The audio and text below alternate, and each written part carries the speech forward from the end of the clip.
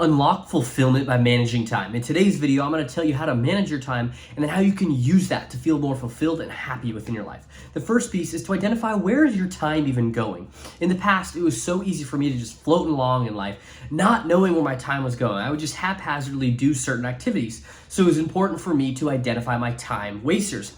And for me, the biggest things were social media in the morning, social media at night, both in my bed, and I would spend 30 minutes each time. That's an hour of my day gone. Or I'd have random meetings that were not productive, random Zoom calls that would interrupt my day that I was connecting with someone, but really didn't add value to either of our days.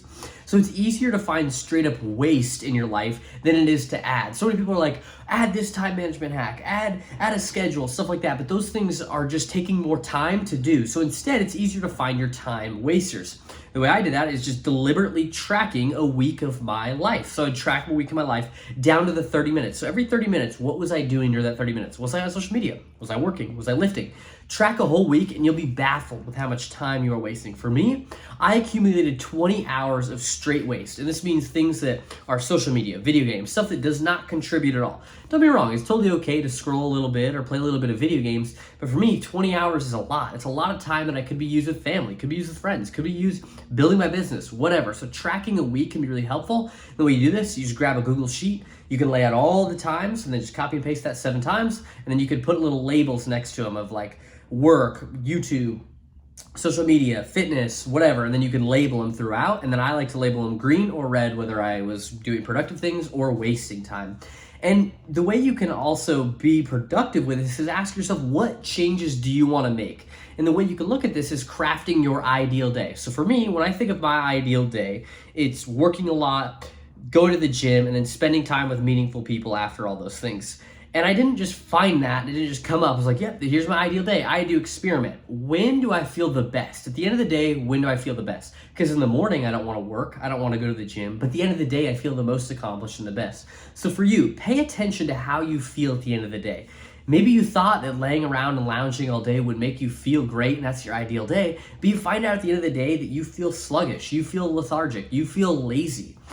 Whereas when you're really productive, you have a great day at work, you crush some fitness goals, whatever, you feel amazing, maybe that's your ideal day and leaning into that.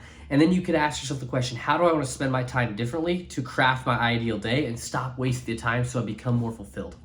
The second thing you could do to master your minutes is say no. Like I said earlier, it's easier to eliminate than to add things. So the way I say no is my yes or no time. So for me, it's a function of focus. It's, am I working? Yes. No, I'm not doing anything else. Basically, it's a function of not multitasking. So I say no to everything else other than the tasks that I'm on, whether that's with friends. I am fully focused on the conversations I've had with my friends, and I say no to everything else. Similar to work, when I am working, I am fully focused on my work, and I say no to everything else, and it makes it very clear what I'm focused on. It makes it easier for me to say no.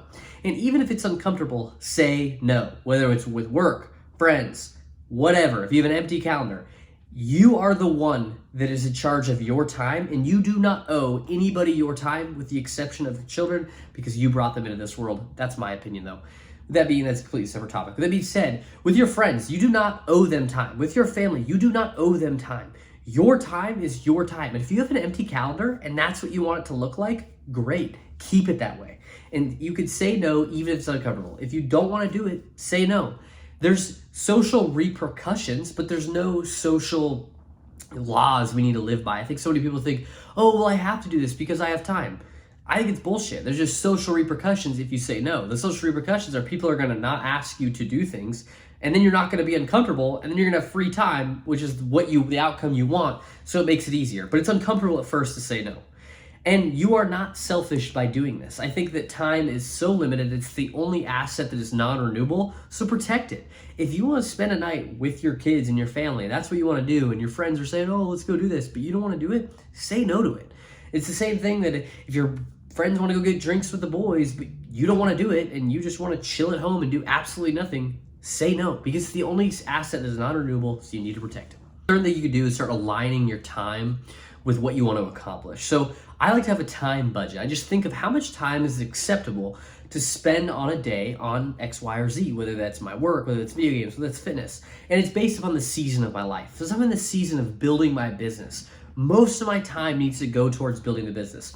So I only allow a certain amount of time to play video games, and I schedule my non-negotiables first. My non-negotiables are my work. So I get my work done first, and then I do those things that aren't necessary for me to do. So my work, my lifting, my family, those things are necessary for me. But the friends, the relaxation, those things aren't as necessary, but that might change with the season. Maybe I'll become in a season of relaxation and recovery, and that's where that becomes a priority. Or maybe friends become a priority. Based upon the season of my life, I create a time budget that allows me to align my time with my goals, so I'm more likely to succeed within those goals. The fourth and the final thing you could do is build momentum with daily habits, and it gets easier to do this. The way I do it is intentional planning. I use 5 to 10 minutes in the morning to intentionally plan, what do I want to accomplish today? What am I lifting today? Stuff like that. Just plan out my day.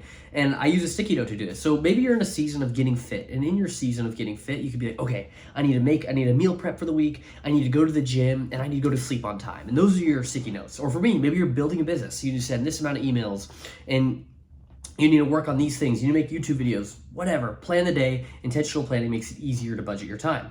Use time blocks. I like to use time blocks where like, okay, for these 3 hours, I'm gonna be working, and I'm gonna use that function of yes or no time where it's focused work, where I'm not focused on anything else, but I use these time blocks to plan out my day. And I always understand at the beginning of the day, what am I gonna be doing at certain times, because I've planned it out that way, and it makes it a lot easier to succeed with the things I wanna do. And the final thing is reflect. Reflect on your season that you are in and adjust accordingly.